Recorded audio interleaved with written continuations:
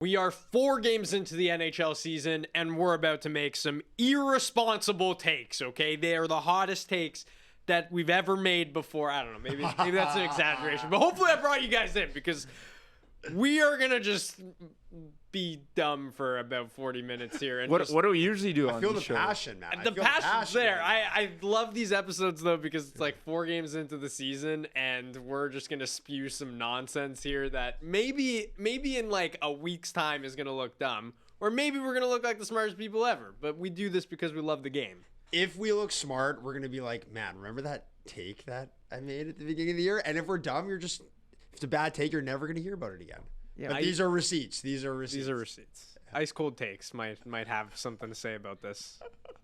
I'm nervous to start. After all this pressure of these irresponsible takes, I don't think I want to go first now.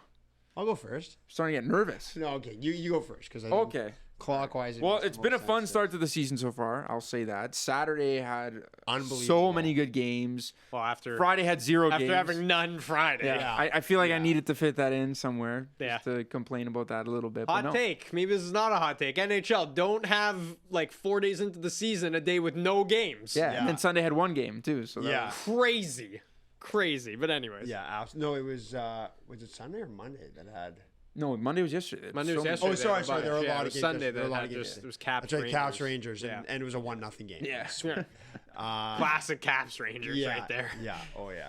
Outstanding. Okay, well, for those that don't know, we're doing hot takes today. These are 10 of the hottest takes that we've got after about 4 NHL games for some teams, 3 for others. I don't know. Has anyone played 2? Yeah, the Sharks have played 2. Sharks have only played 2. The Ducks have only played 2. There are a few teams that have only played 2. So there's not a big enough sample size to be doing this, but that's why it's fun to do this right now. I know you said you didn't want to start, but I'm making you start. It's nice that you said there's not a big enough sample size to do this because I firmly believe, and not to start on a negative, but I truly believe there is a big enough sample size to have this take because I got about 13 years of evidence to back this up. And we talked about them a lot in our preseason video of ranking every team, and I was very low on them coming in. So not to come on in and say 3 games in, I was right, because like you guys said, there is still a lot of time left.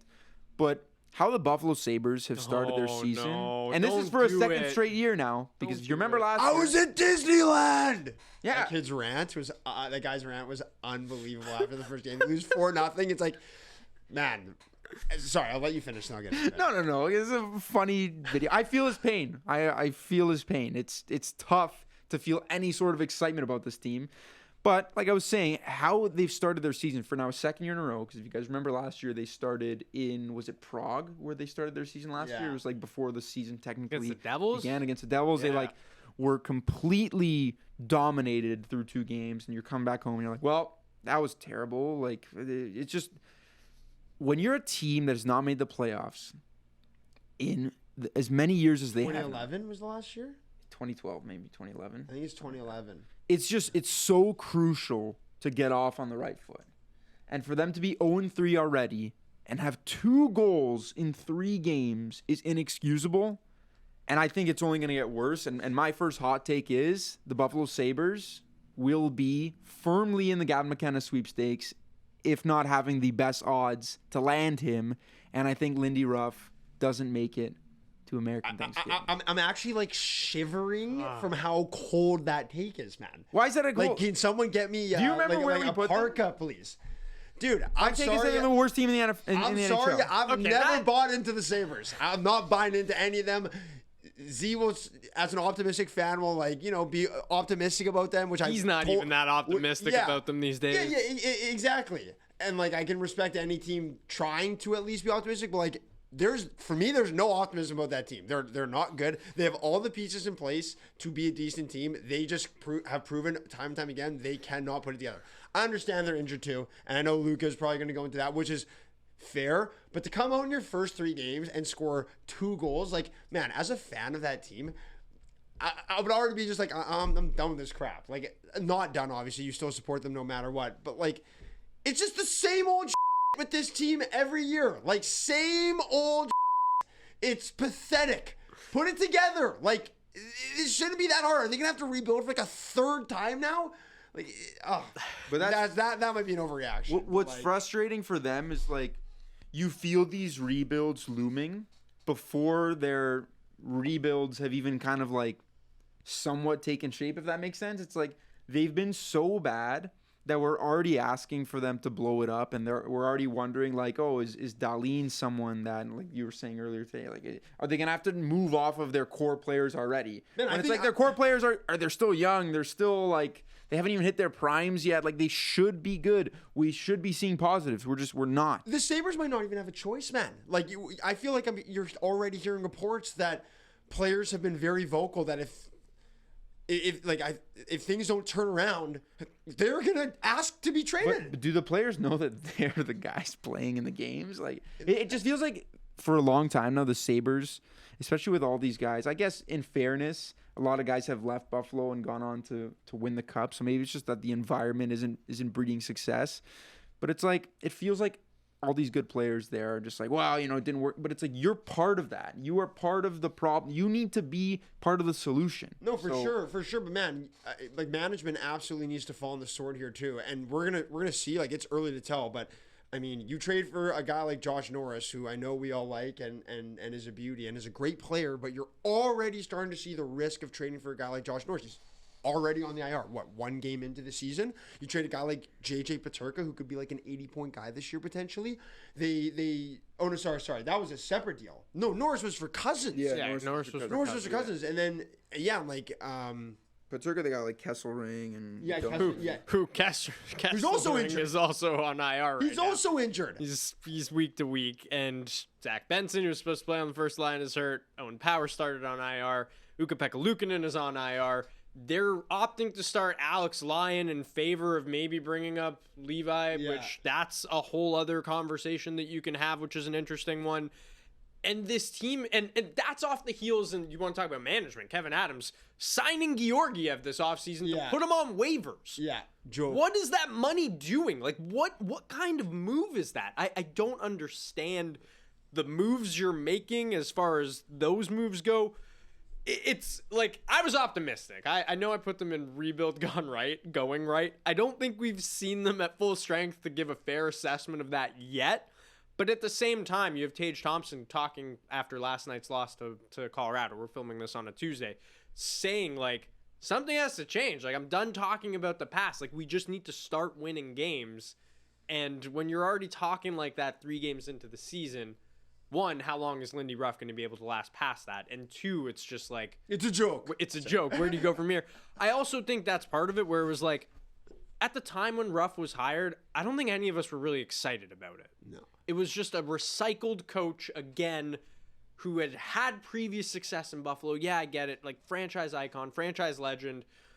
But he hadn't really had NHL success up to that, like, after his stint in Buffalo. Hadn't really done anything. Like, was fired from New Jersey. Didn't really lead them anywhere. And you opted, again, for, like, just another recycled coach. And it's just like, what is the direction? I don't know. I'm really frustrated by it.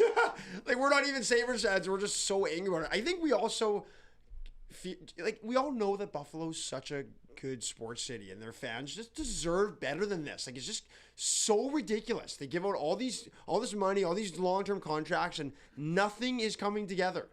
It's ridiculous. And yeah, I don't know. I'm a little fired up about it.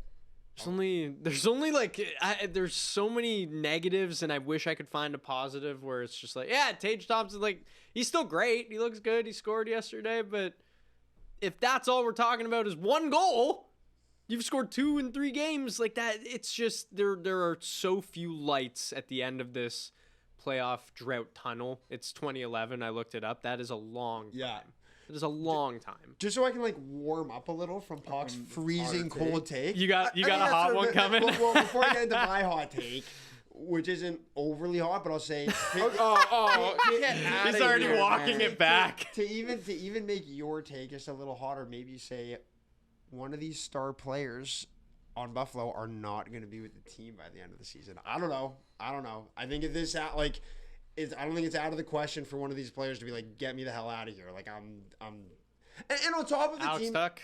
Alex exactly. Tuck, I don't even think get him out of there. He's in a contract. Yeah, because of UFA. Also, like, on top of Buffalo not being a good team, it's not like Buffalo's the most desirable city to live in. I love Buffalo. Like, I like it, but I think objectively speaking, a lot of players would be like, okay, if I'm gonna go to one of these cities or be there, the team has to be good. You want to win. Yeah, like for sure. Look at the Jets. You know, like. Just keep kicking them when they're down, and then bring in the Jets somehow. He did mention though that like when the Sabres were rolling, when the Briere era where they were making the playoffs consistently, Ryan Miller, like that building is one of the best buildings in hockey. I feel like, and so to get back there, it's going to take a lot of work, but that's what helps at least draw people and players to stay and to want to stay is the winning. Yeah, 100%. And speaking of winning, I'm gonna talk about one player. And this is like this is actually this is a hot take. It's not an unrealistic take. I think Jack Eichel is just on the verge of having. I think he's gonna have the best year of his career this year, and I'm gonna go as far to say that my hot take is that Jack Eichel wins the Hart and he wins the Art Ross, which I don't know if it'll necessarily happen. Obviously, there's a lot of factors. You've guys like Connor McDavid, Leon Draisaitl in the mix, and then I think, honestly, if he stays healthy, I think Kirill Kaprizov could absolutely win both of those this year. If Minnesota makes the playoffs and he stays healthy, I think that's possible. But I just think Jack Eichel is in a really, really good position to have a monster year. He looks amazing already. I think he has like 7 points or something through 3 or 4 games. Yeah. And, he's obviously got Marner on his wing now. And, I said another hot take. Score 5 is also amazing. Score 5. That's a great name. Stop it. And I don't know. I actually tweeted this, and I was saying I don't know if this is necessarily my opinion, but I think that there's definitely an argument to be made that I would rather have Jack Eichel on my team than Austin Matthews. Like I'm not saying I would, but like I think it's. I don't know. I thought about it, and Eichel just gives you everything that you want in a first line center. I love him. He's a great skater, great shot, killer in the playoffs. Anyways, we can move on. We don't have to, we can spend some time talking about it because I think that like when you think of Jack Eichel's career arc, it took him obviously leaving Buffalo, obviously getting healthy to reach the realization of what a lot of people thought he could be. But for a long time, it was McDavid Eichel and that talk, obviously. And we're nowhere near that talk right now. He's not in that same stratosphere. No. But the kind of career arc for him to get out of Buffalo and not only get out of Buffalo, not only be like a point per game guy, but now we're talking about like you could easily see him as an 100-point player. Yeah. I don't know how many people thought that was still in the cards for him necessarily is what I would say about Jack Eichel. And not only that, but being as good of a defensive player as he is, to be in the conversation with a guy like Matthews to even make that comparison, I think is noteworthy and like something we should probably talk about more. Yeah, he's on 100. You said he's got a 100-point player ceiling, and he has a Stanley Cup. So you're right. McDavid really isn't in the same strategy. Wow, that's the hot take. Is that what a chirp. Jack Eichel has had a better career than Connor McDavid. Oh, he has. He's lifted this cup over his head. Changed my mind. Yeah. Exactly. Yeah. I mean. No. But yeah, and like going back to Buffalo. I love how they bring Buffalo back there. The Sabres heads. Eichel's like, hey, can I get this surgery done on my back? They're like, no, I don't think so. Vegas is like, yeah, we'll do it for you. He's like, okay, I want to go to Vegas. Goes to Vegas, gets the surgery done, wins the Stanley Cup immediately. Like. The Sabres are just such a joke, man. Like, you look at... No, seriously, look at Reinhart also left. There's one more other player, I think, that left and also won. Or Ryan O'Reilly? Oh, Ryan O'Reilly. Like, man, this team is just... It's a joke. Like, something needs to change. Is it ownership? Like, I honestly feel like there's just something rotten in the organization. Like, something needs to just be repaired. Oh, anyways, so I can just go on and on about this. I don't know. So bad. I don't know how many more Sabres shoot-offs we've got left in us. We probably have one more. The crazy thing about Eichel, to tie it kind of back to him, is like him and Marner are still getting used to playing together, and they're already doing this. And I think a lot of his points so far have been on the power play. So they're just going to get better as time goes on, chemistry-wise, 5-on-5, produce even more. But those two together is going to be like something special to watch as the season continues. As their careers continue. They're locked in together forever. Together for a long time. Not a bad 1-2 to have for the next 8 years, right? Like could be worse. Could be what you got in Buffalo, right? Where you got Tage Thompson and that's it. And Rasmus Dahlin. That's pretty good, but like relatively, like that's like Eichel at 13.5 million and Marner at 12 million for the foreseeable future with the cap damn up. good. You look at what Kaprizov signed for, it's pretty good value. Very good. For both of them. It's very good value. It's very good value. I'm going to go to a guy that, for my first hot take, that I think we were all really excited to watch in the NHL, and that's Matthew Schaefer. This guy coming in as a teenager, starting off against Pittsburgh playing 17 minutes, and now he's playing like 26 minutes a night. Patty Waugh loves that he has no hesitation out there. He's not afraid to throw him out there in every situation. Yeah, the Islanders are 0-3, but I'm saying it right now. I think he's already a top 20 defenseman in this league. And I could be even as bold to say as like he's already a top 15 defenseman in this league for my money. And like that's a little crazy. I recognize that. But top 20 as like a teenager, I'm already seeing it. Like I feel like I've seen enough. He impacts the game in so many different ways already in the offensive end. And he's pretty good in his own end of the ice too. Like that's probably the hardest part for a young defenseman, a rookie defenseman coming in, playing all those minutes. Like to be good in your own end of the ice. But he looks poised. He's such a good skater. What Scott Arniel said about him last night, is just like he's the Cale Makar of the Eastern Conference. Like to say that about someone 3 games in is just like it's not something you can ignore, and it's not something that happens often. And he's probably not going to be the first person to say that this year about him. He's got 3 points in his first 3 games. He's got a goal already. I just Islanders fans, like this is the perfect start to your season, to your rebuild. Yeah. This is it. Like, I don't know what else you need to see from him to already kind of say he's a top 20 defenseman. I know it's a little nuts, but I don't know how many guys I'd take over him. Like, I know when I said Vince Dunn's like a second pair defenseman, I saw some Seattle fans like upset about them. I think you meant the second best defenseman on the team. Yeah, you want whatever. But like I don't even think he's a top pairing guy. Like I think he has to play top pairing in Seattle, but on a really good team, he's probably like your second pair, and that's really good. But like I think if you're going comparison, I'd take Matthew Schaefer, and I think he's already better than Vince Dunn is. And like his offensive ceiling is way higher than Vince Dunn, which is his whole calling card. Is Matthew Schaefer cracking Team Canada? That was going to be my actual take, guys. But then I stepped it back a little because I was like, there's no way. There's no way. Man, honestly. But maybe there is. Yeah. They don't have a lot of lefties. You know what, man? Honestly, like I completely agree about Schaefer. He's, first of all, he's just such a legend. Such a legendary guy. Friend of the program. Friend of the BarDown program. We've done plenty of content, actually, with Matthew, just saying. But that's totally irrelevant. No, he's looked incredible. He's an amazing skater. Got to watch him play against the Jets yesterday. Looked unreal. I think he's definitely already the best player on the Islanders. I don't even think that's a hot take. Like him and Barzal are like clearly. I think if Matthew Darche was suiting up, he'd be in the top 5. No. What's the rookie's name again? 49. They have a really good rookie on their team. He's a great player. Shabanov? Yeah, Shabanov. Yeah. You know what? Like for Islanders fans, you gotta just feel excited right now. Like the juices have got to be flowing. You know, for the first time in so long, I feel like we're just excited about the Islanders. Like I was watching it, so I was like, wow, I'm really excited for this Jets game because we're playing against Matthew Schaefer, and I want to see.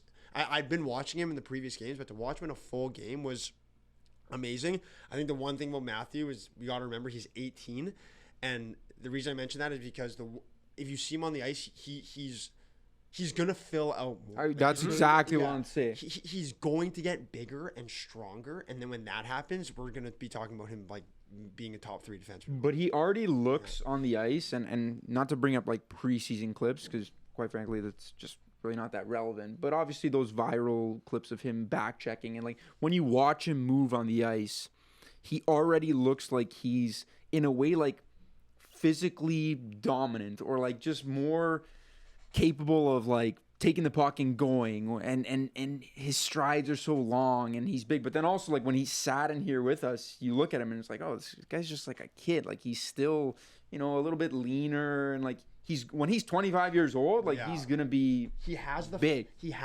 But like some players, it's like they're slim and they don't really have a frame to like fill out. Like you can see like Matthew, man.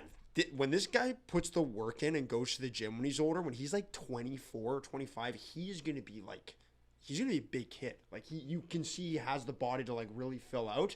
And when that happens, oh my goodness, he's going to be a top 3 defenseman in the league in sooner than later, but like in 5 years, I can't even imagine how good he's going to be. Well, that's part of like the Makar comparison that makes a lot of sense. Where it's like when you think of Kale, he's much more physically imposing than like you would expect from a guy that's known for offensive defenseman status. But like Schaefer's big, man.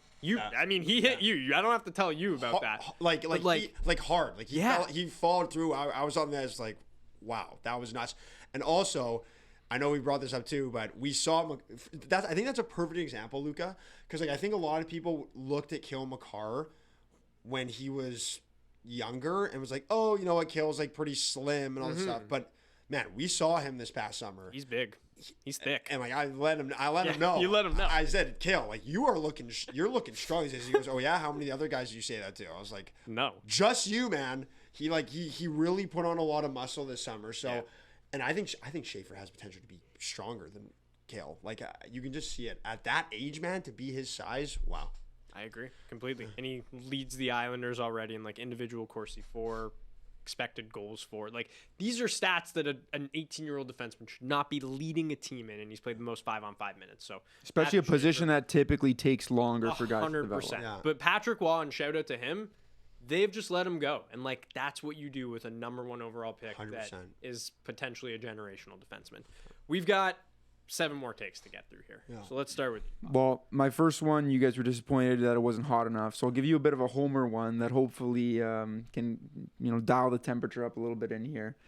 The Montreal Canadiens are the Canadian team that is closest to winning a cup. And what I mean by that is, maybe not this year, but I think they are poised and in the best position to be the Canadian team that brings the cup home first. And the reason why that is such a hot take is because the Edmonton Oilers have 2 of the 3 best players in hockey, and they've been to the last 2 Stanley Cups. The Winnipeg Jets just won the President's Trophy. The Leafs won the Atlantic last year. Like, there are a lot of good teams in Canada. Mm-hmm. I think that's a great take. Why I feel so strongly about this, we all know the numbers about teams not paying anyone more than $10 million and winning cups. That's been a stat that has continued to be relevant and is kind of publicized every single year when the cup's awarded. The Montreal Canadiens, there's no team that has their core locked up to better contracts right now than this team. Suzuki, Caulfield, Slavkovsky is their first line. Not one of those guys makes more than $8 million a year. Not a single player on the team makes more than $10 million. Makes more than 10. And then exactly. and then Liney's the highest paid player, and he's going to be off the books next year. Yeah, yep. And I think that's all about, like, as you said, like, I think Nick's, when your leader is making a pretty modest salary, like relatively speaking, and is your best player, that kind of like sets the tone for other people who come in and signs contracts. Like, yeah, Hughes is probably like, do you think you really need to be making more than Nick, who's like our best player, makes $8 million, same as Cole, our best goal scorer? Like, they've done an amazing job. Yeah. The Lane Hudson contract is incredible, especially where so much money has been handed out the last 2 weeks. Obviously, Connor, 12.5. Eichel, big money. Like, these are, I think we all feel good about those contracts. But then Luke Hughes comes out, gets $9 million. Jackson Lacombe comes out, gets $9 million. 2 very, very good young defensemen. Lane Hudson, he's got a Calder Trophy. He put up so many points in his first year. He's kind of more accomplished than both of those guys. And we all thought, like, they're getting 9. Like, this is going to be in the 10s. There were some murmurs about maybe contract negotiations between Hudson and Ken Hughes not going particularly great. And then Pierre LeBrun put out on the weekend that Hudson just wanted to get this done before the season, so it wasn't a distraction. And it sounds like he's just like, yeah, sure, I'll do 8.85. It's a lot of money. Tonight's the Habs home opener. The ovation that guy is going to get when he comes out is going to be crazy. The building's going to be rocking. Goosebumps. The Habs have over $20 million in projected cap for next year. They've got over 27 million. Yeah. They've got over 60 million 2 years from now. They've got only 3 players on their entire team that are over 30, Gallagher, Anderson, and Matheson. Those 3 guys will all be off the books within the next 2 years as well. Like, they have so many young players, and their core is locked up. Most of the guys for the next 6-7 years. They got to sign Duke. Oh, I just unintentionally. This guy did it. Oh Oh man. Wow. Oh yeah. Sorry. They got to sign Bull Duke, but they've got some money to do that. Yeah, Bolduc might get. looking like a nice he might get trade 20 for million. Looking like he might get 20. He's on pace for 82 goals. Bull so. Duke's going to be the highest paid player on the Habs. I love this take, and I think Yeah. you really outlined their future really well. They also have all of their draft picks in the next 3 years as far as first, second, third round. And they've had about big 20 ones. first-round picks in the last two, or not first-round picks. They've had about 20 draft picks over the last two drafts. A lot of assets. Michael Hage could very Oh well my win the Hobie goodness, Baker. He's got he like was 9 unbelievable. points in 4 games for Michigan this Or- year. A or- you know ton who of else- assets, man. You know who else might win the Hobie Baker? Gavin McKenna. Lane's brother. Yeah, Cole. Yeah. Yeah. Cole He Hudson looks- has he looked looks amazing. unbelievable. Okay. Here's a hot take to build off of that. And for the record, I love both of the Hudson brothers. Lane Hudson is actually such a nice guy too. Yeah. For the record. So we're happy for him at BarDown, friend of the program. But here's a hot take. I think there's a chance that Cole is better than Lane. This is Is an this one of your hot unprompted takes? Is this one of your This takes? is an unprompted hot take. It's not one of my hot takes, but like, man, was very fortunate to watch both of them at the World Juniors. I'm telling you, like, Cole, I think people don't really understand yet how good Cole Hudson is. Like, he is going to be absolutely incredible. Like, man, he has an amazing shot. His skating ability is amazing. His IQ's off the charts. He's gonna be amazing. Like, Caps fans should be super pumped about him. Which leads me to my next take. And I kind of alluded to this before the season, and I'm gonna double down on it as a hot take. The Anaheim Ducks are gonna make the playoffs this year. That is hot. Yeah. Especially after 2 games, and one was against Yeah. the San Jose Sharks in a barn burner. It's like a It beer was league an game. that was an It was an unreal it game. was an unbelievable game. Askarov let in some soft Soft ones. ones. though. Well, It's Soft. better than what Nedeljkovic did in game 1. So. Yeah, I guess so. You- Poor Sharks. They've got 2 points, but 2 overtime losses. Yeah. And they definitely should have won both of those games. You know what? I think the Ducks are a team that's going to take a little bit to kind of find their groove, but once they do, I think they're gonna start cruising a little bit here. Like, hey, Beckett Seneke looks really good through a few games. He already has a couple tucks. Leo Carlson absolutely ripped one home in that he got the overtime winner in that game. Cutter Gauthier looking nice. I think if this team can kind of if their defense can kind of put everything together like they should, there's no reason for me like why they can't at least be competing for a playoff spot. But because we're doing hot takes, I'm gonna say they grab one of those spots. I think this is the year. They need their goalie, their brand new signed goalie Destel, to like get into form. But I don't know. I like the pieces on that team. I think they're kind of ready to take that next step. I love it. I mean, the early returns on the Seneke, McTavish, Cutter line are just incredible. Yeah. They look amazing together.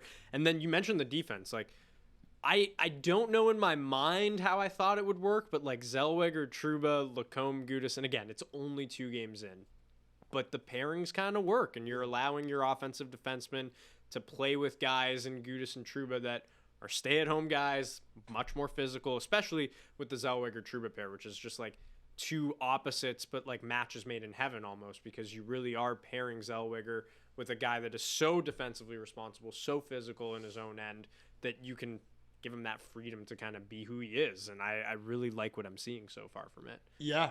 It's not really like the craziest hot take through 2 games. Yeah, of course. You know, At least we know that like they're going to be a fun team. Their young guys are starting to kind of break out, and they look like the players that we were building them up to be. So like at the very least, it's positive. I will say this. The Trevor Zegras trade they made was absolutely terrible. Like literally they should.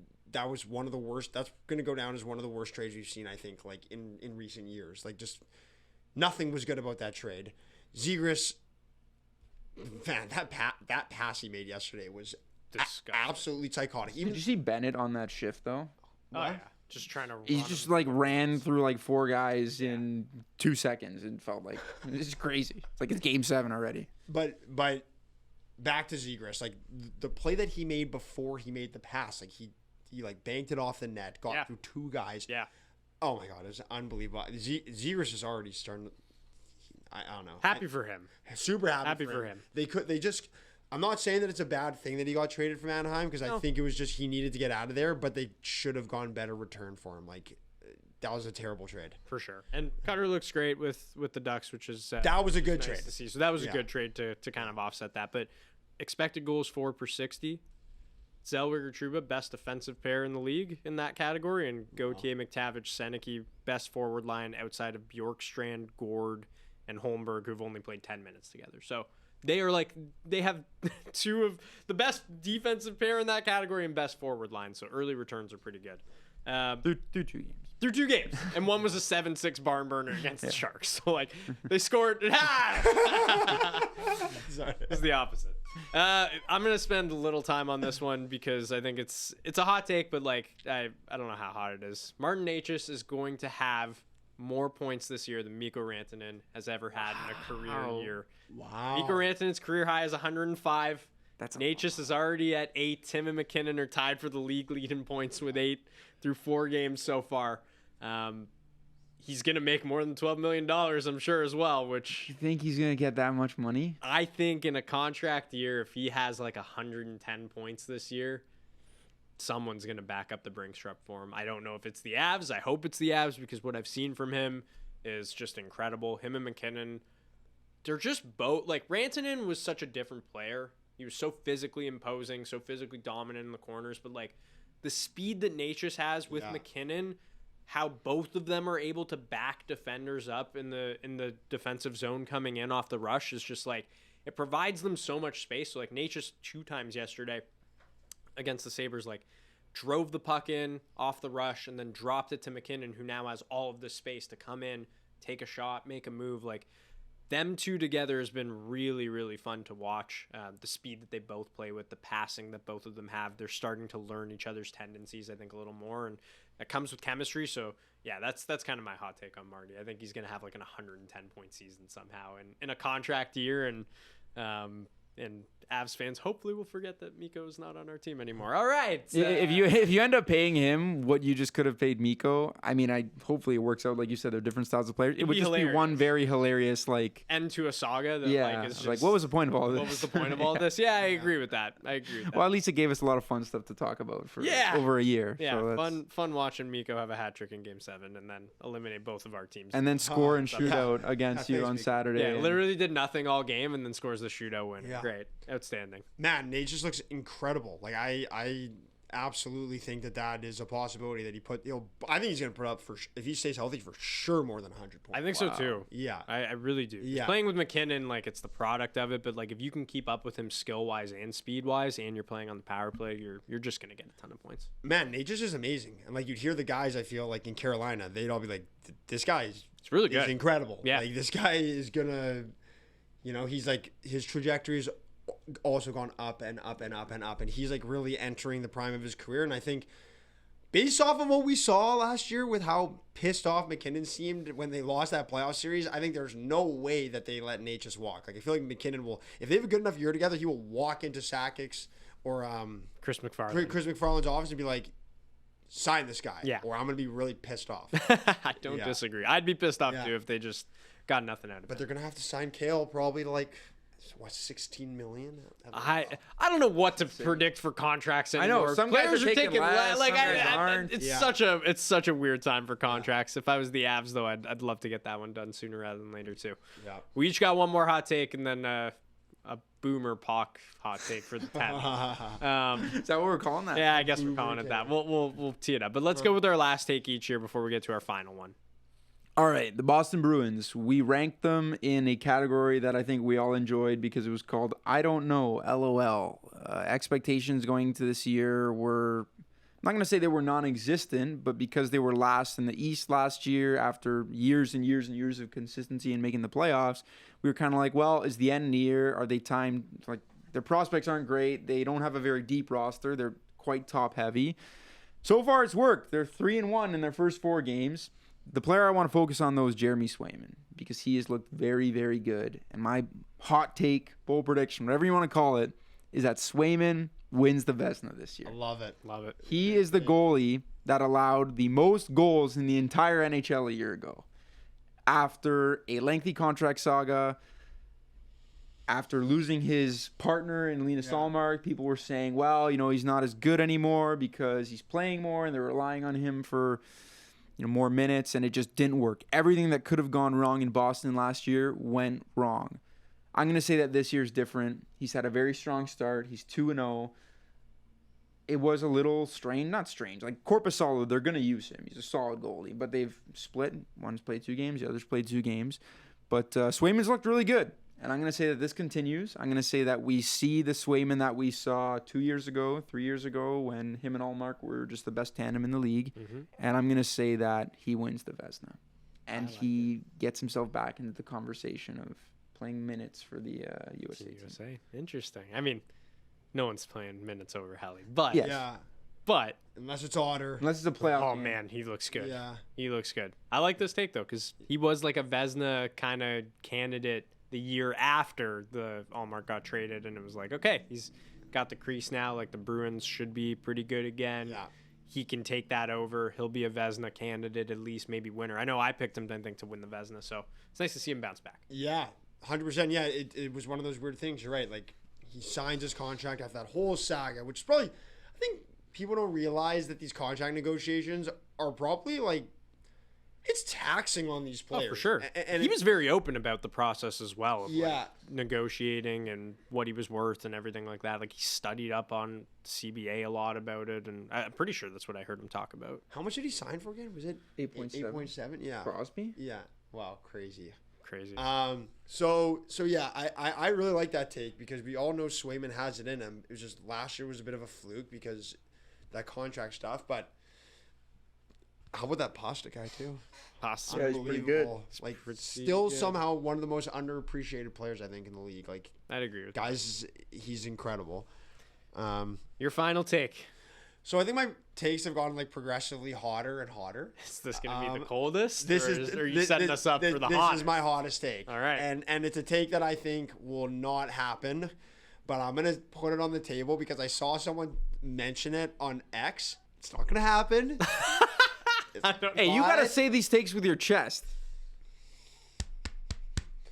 Frank Nazar cracks Team USA's Olympic team. Oh, there. That is not going to happen. I will. It's not going to happen. But look, it's hot takes, and I think that we're at a point where if Nazar keeps playing like he did for the first week of this, for the first 3 games, I love that. That's like the sample we've got. Yeah. Man, like, it's not going to happen. But in 4 years, I think he probably is on that next USA team. He's already looked. He looks amazing. Like, that contract is going to look really, really good for Chicago. This guy has such a motor, man. Like, he's such a fast skater. He thinks the game at a really quick rate. And, like, I don't know. If he keeps this up, is that going to be a guy who's, like, are we talking about Frank Nazar, like, maybe cracking a fourth line role? I also feel like he would be a decent fourth liner. Yeah. Like, he's like a nice spark plug. When we're talking about the best players in the world playing with each other. He's not going to make the team, obviously, but, like, I don't think it's out of the question to say maybe if he keeps this pace up and he's at a point per game pace going into when they're picking the team, it's like, are we, like, kind of talking about this as potentially being an option, but it's not going to happen. He just represented USA at the World Hockey Championships as well. Yeah. Led them to gold, or helped lead them to gold. 21 years old, 12 points, 6 goals, 6 assists in 10 games. So pretty good resume internationally already for Team USA. Like you said, probably maybe not this Olympics, maybe the Olympics after, but who knows? Stranger things have happened. There's always like weird picks that we're all debating sometimes, and maybe this is one that him or Brock Nelson. When you're looking at those two, I mean, they're obviously gonna pick Brock Nelson, but like every fan would be like, just pick Nazar. Like, just why are you picking Brock Nelson? Like 80-year-old Brock Nelson. I know he's an av. It's fine. He's still yet to really do anything this season, but it's okay. He'll get there. I like the take though. It's a spicy one to end on. You never know. Spicy one to end on. He does that, Sally. He does that, Sally? Yeah. Nazar does, yeah. Really? Yeah. He did a bunch in preseason, yeah. Oh, I didn't know that. He hits it. Wow. Yeah. That's the perfect segue then. My last one is going to be about a young player as well, and it's a young player playing in Toronto. Made his debut yesterday, Easton Cowan. And my hot take is that he needs to be the first line player for the rest of the season. I've seen enough. Like, one game in, I've seen enough. Put him on the top line the entire year and don't even think twice about it. And if you don't, you are going to get a worse version of this Leafs team if you have him playing anywhere else. I know they tried to load up the big line when they were trying to come back yesterday against the Red Wings, but he was out there in the final minute when they had the goalie pulled. He was out there with all the big guys. He's probably not going to play power play yet, and that makes sense. They probably won't have him on the top unit ever unless someone gets hurt, but he had about as good of a debut as you could have. He was making a lot of great passes, and dare I say it, and I know it's low-hanging fruit, he kind of reminded me of Mitch Marner a little bit. With the ability, his passing ability is so good. He's obviously not going to be as defensively responsible as Marner was, but maybe that's an area of his game that grows as time goes on. But to come in your first NHL game, be put on the top line with Matthews and Nyes, and look the best that line has looked through 3 games of the season so far. That's the most shots that they've had in a game as a line, the Matthews and Nyes line. They had the same number of shots as the Michelli, Matthews, Nyes line had in the previous 2 games combined in just 1 game. So I'm just that's what you want to see from him. It's whether Berube has a long leash for him, because he seems like a guy that is about the details, about the defensive zone. If you have a couple of rough moments, which you probably will with a young guy that's just finding his footing, how long is that leash? That's the big question. But I think if you want to get the best version of this Leafs team, you need to leave him on that top line. It's interesting.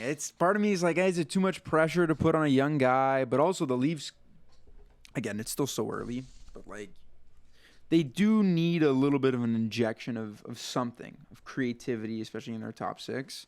So I feel like it's a good thing to hey, let's just try it out. He's going to be with the team all season. Let's find. He also strikes me as a player who he's going to work better in playing with good players. Whereas if you keep him on the 3rd line, keep him on the 4th line, that's not really his game. He's going to have a hard time gelling with your Scott Laughtons of the world.